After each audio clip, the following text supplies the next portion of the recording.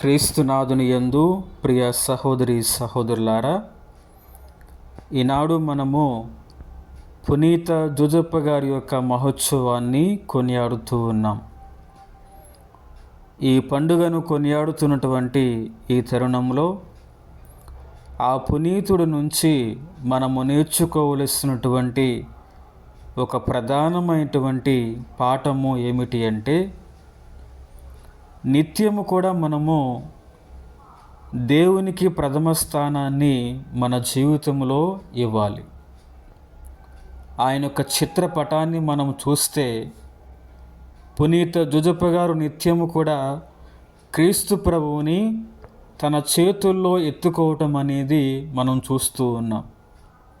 దీన్ని బట్టి మనము నేర్చుకోవలసినది, అర్థము చేసుకోవలసినటువంటి విషయం ఏమిటంటే, పునీత జోజప్ప గారు నిత్యము కూడా దేవునికి తన జీవితంలో ప్రథమ స్థానాన్ని ఆయన ఇచ్చాడు.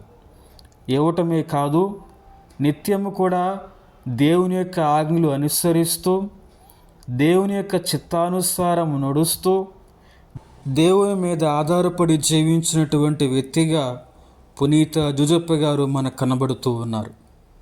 కావున ఈ పండుగను కొనియాడుతున్నటువంటి తరుణంలో మనము కూడా నేర్చుకోవలసినటువంటి విషయం ఏమిటంటే, మన జీవితంలో కూడా దేవునికి ప్రథమ స్థానాన్ని ఇవ్వాలి.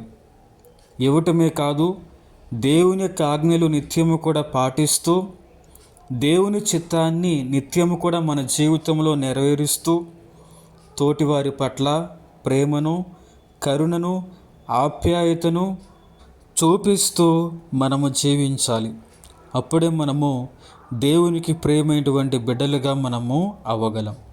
కాబట్టి ఈ పండుగను కొనియాడుతున్నటువంటి తరుణంలో ఆ పునీతుడు ఏ విధంగానైతే దేవునికి తన జీవితంలో ప్రథమ స్థానాన్ని ఇచ్చాడో, మనము కూడా మన జీవితంలో ఆ దేవునికి ప్రథమ స్థానాన్ని ఇవ్వడానికి ప్రయత్నం చేద్దాం. ఆ పునీతుని యొక్క ప్రార్థన సహాయము మనకు, మన కుటుంబాలకు ఉండాలని వేడుకుందాం.